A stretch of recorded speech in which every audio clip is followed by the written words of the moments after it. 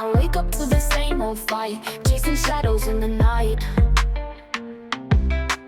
Promises made, but I let them fade. Caught in the cycle, I'm feeling betrayed.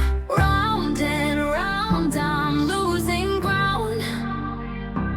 Trying to break free, but I can't see. These negative patterns are haunting me. Nights turn to days, I'm losing my way. Thought I found peace, but it's led me astray. Chasing the high, but it only brings pain. The more I run, the less I gain. Hey everybody, hey, and welcome to another session of Taureca, Say It Again. And today we are going to deal with trauma bonds. Yes, trauma bonds. People get in relationships all the time due to trauma bonds. And we don't want to mistake pain for love. This leads me into the question, why do we sometimes become attached to what is hurting us? Now, a trauma bond is not simply two people who have experienced trauma together. That's the simple definition.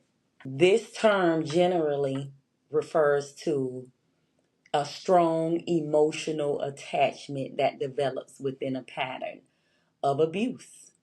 It could be a pattern of manipulation, a pattern of harm, and intermittent affection, or a pattern of reconciliation.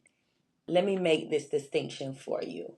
Now, just because you've been through something painful together doesn't automatically mean you have a trauma bond. Let me be clear on that, okay? The question is the pain part of this, say, repeating pattern, is that what keeps pulling you back? So you know I'm good. I like to give examples for clarity.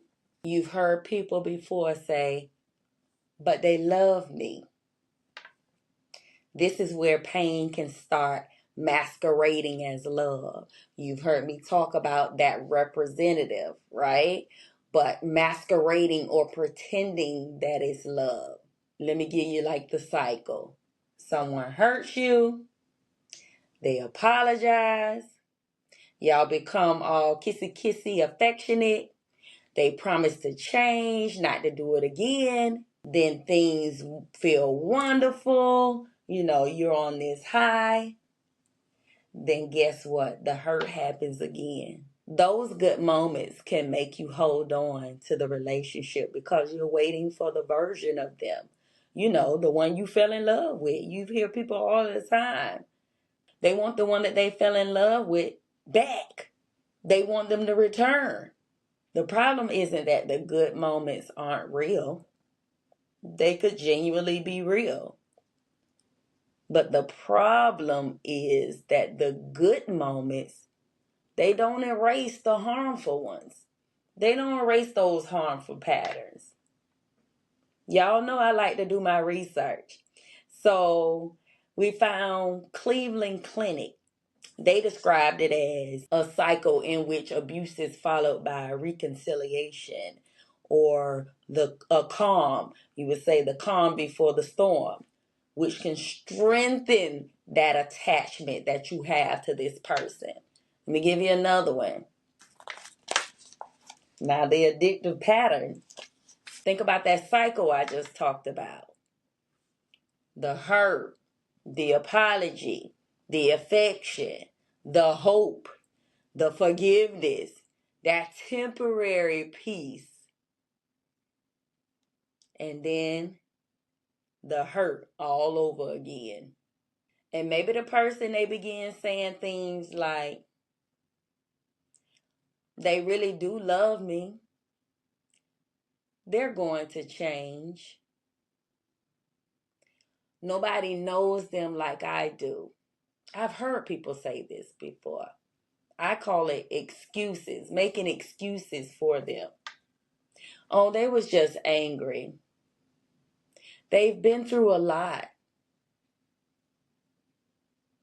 But look at everything they've done for me. All these gifts. We've been through too much to walk away. I've talked about it before, that history. Eventually, you aren't necessarily attached to the relationship as it is. You may be attached to the hope of what you believe it can become or what you believe it can be. Another one, when you start protecting the person who is harming you, one of the biggest signs is justifying the behavior. Example, abusive relationships. Instead of asking, why are they treating me this way? You start maybe asking questions like, what did I do to make them treat me this way? You're blaming yourself, like you're the cause or the reason why they're acting this way, why they're treating you this way. Don't do that, y'all. Don't blame yourself. Again, the bigger question is, why are they treating me this way? Like, what happened? If we got to go to the childhood, what's the root of this? And that's a major shift. You begin taking responsibility for their behavior, hiding what's happening from family and friends, minimizing red flags. And we say pay attention to that all the time, or defending them when others may express concerns or ask you questions of why their behavior is as such. These are recognized signs, y'all, associated with trauma bonding. Let me give you another one. Pain isn't proof of love. It is not equivalent. And some people mistaken that. He's doing that or he's acting this way because he really loves me. Just because someone keeps coming back does not mean they love you. Just because you keep going back doesn't mean it's love either. It could be convenience. Sometimes you're going back because you've become attached to the cycle. Think about that. You've become attached to the cycle. Love should not require you to continually endure harm to receive affection. And healthy relationships, they can have conflict. The difference is that conflict doesn't automatically equal abuse. What matters is the pattern, the presence of respect, equality, accountability, yes, and the way conflict is handled. That's the difference. That's what matters. Ask yourself this: am I in love with this person? Or am I attached to the good moments after those bad ones?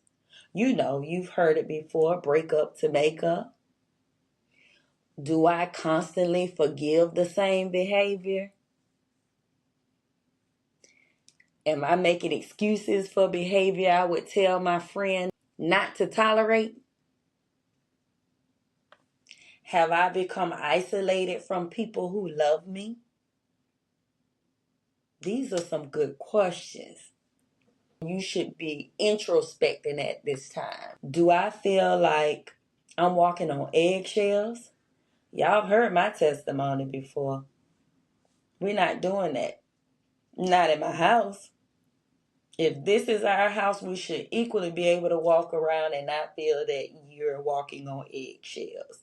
Am I afraid to leave? Am I waiting for someone's potential instead of accepting their present behavior?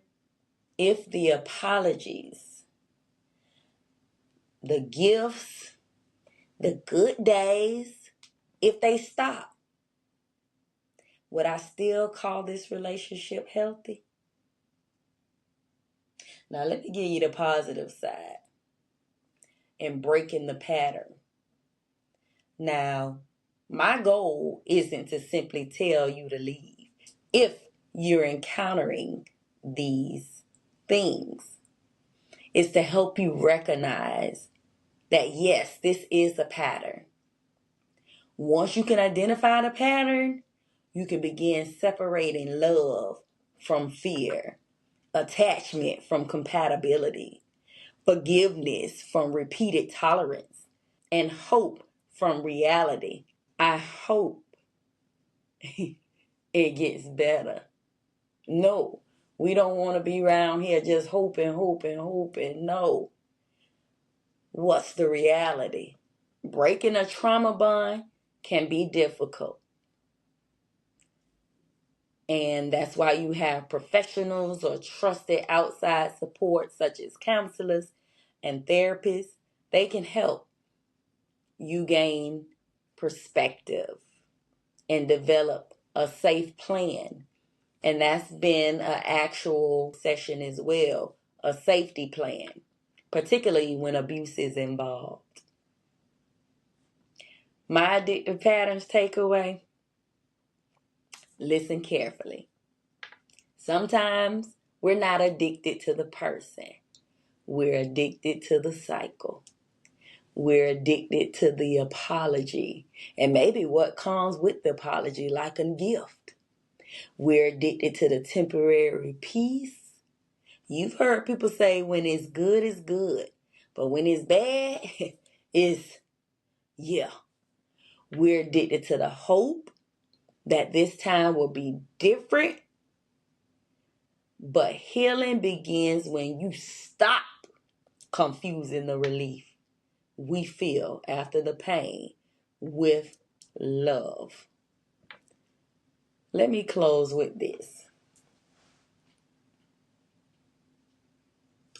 Love shouldn't have to hurt you repeatedly just so you can appreciate the moments when it feels good. Hopefully you got something out of today's session. Please do not forget to like, share, and subscribe to iHeartRadio, YouTube, and Spotify. Have a good one.